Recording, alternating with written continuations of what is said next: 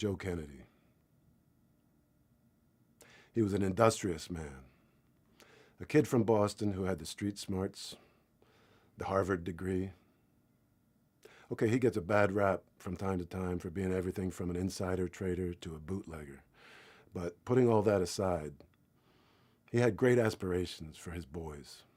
He wanted them to be courageous men.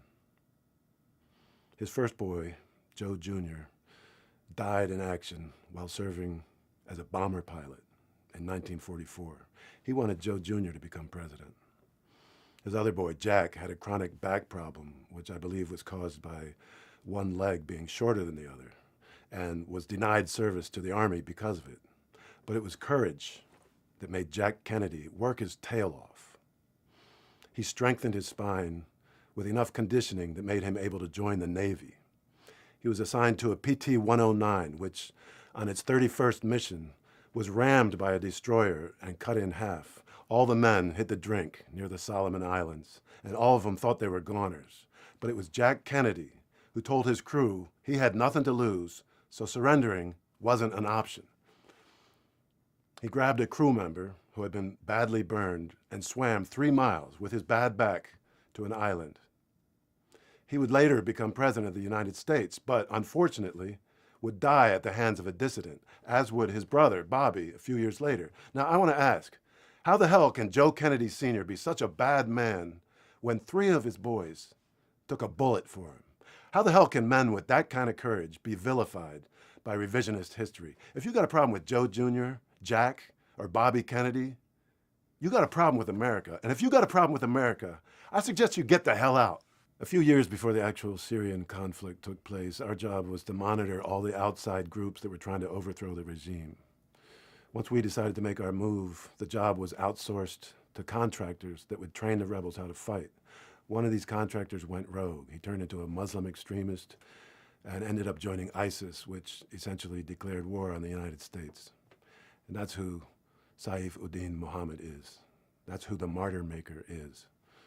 Since 9/11, the NYPD has become one of the country's most aggressive domestic intelligence agencies, and a lot has to do with the involvement of the CIA.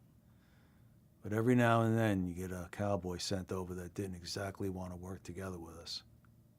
Yeah, we're boys. We all know each other. We're a tight crew.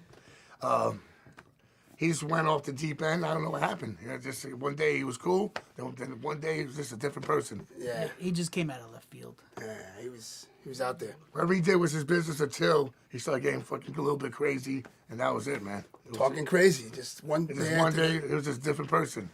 I'm sorry, but just going back to that time and place is really upsetting to me.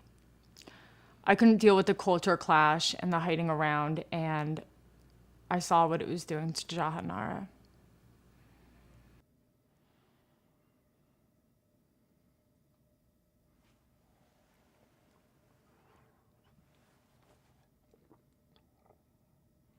You start thinking back when when we were kids. You start going back there and said maybe we could have done. I mean, I think we could have done something. I wasn't shocked. No, we all. It just sucks. It hurts because we're so close to home.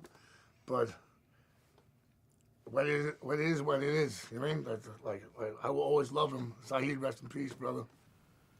He's my brother.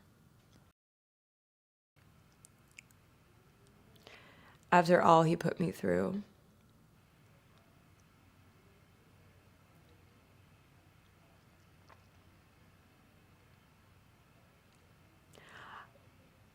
doesn't mean that I wanted to see him die.